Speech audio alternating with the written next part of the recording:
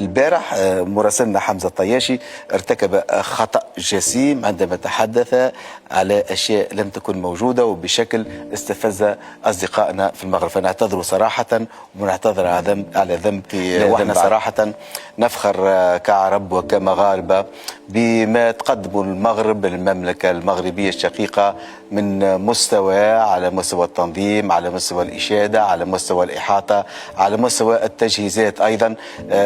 كل شيء كان رائع، إشادة كبيرة من الغريب قبل القريب من قنوات ومبعوثين أجانب على أنه تجهيزات والبنية التحتية الرياضية كانت على مستوى عال من الجاهزية، وملاعب عصرية تستجيب لأعلى المعايير الدولية، مراقب متكاملة، وفرت ظروف مثالية لكل المنتخبات ولممثلي وسائل الإعلام وللجماهير القادمة من كل حدب وصوب للمغرب لمشاهدة كأس أفريقيا. هذا الاستثمار الذكي في البنية التحتية حامد هو رهان استراتيجي على مستقبل الرياضة في هذا البلد، اللي يستعد طبعا لتنظيم كأس العالم 2030، وهو حدث كبير أيضا يسعدنا ويشرفنا كعرب أنه بلد عربي آخر ينضم لقائمة المنتخبات أو البلدان العربية اللي تنظم كأس العالم. دونك هذا علاش لازم الإشادة بحسن التنظيم اللوجستي والأمني وبسلاسة التنقل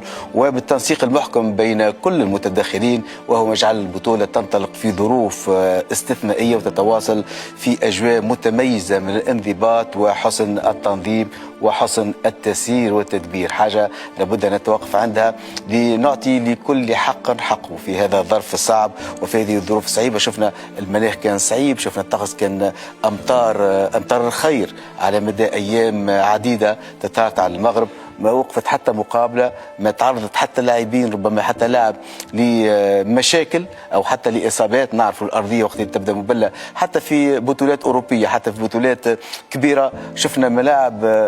على عراقتها وعلى تاريخها اللي احتضنت مباريات كبيرة ووقفت فيها مباريات. في المغرب ما شفناش هذا الأمر. حفاوة استقبال الضيوف أيضا كانت عنوان بارز بالنسبة للأشقاء المغاربة اللي يعودون دائما وأبدا بحسن الضيافة، حيث جسد المغاربة مرة أخرى قيم الكرم وحسن الضيافة وحرصوا على توفير تجربة إنسانية ثقافية مميزة لكل المنتخبات والجماهير الأفريقية، الشيء اللي قوي أواصر الأخوة والانتماء طبعا في أفريقيا ولكل البلدان والشعوب الأفريقية. دونك النجاح بار هذا يؤكد المغرب بات فاعلا محوريا في المشهد الرياضي الأفريقي، وقاد على احتضان أكبر التظاهرات الرياضية القارية كانت أو الدولية.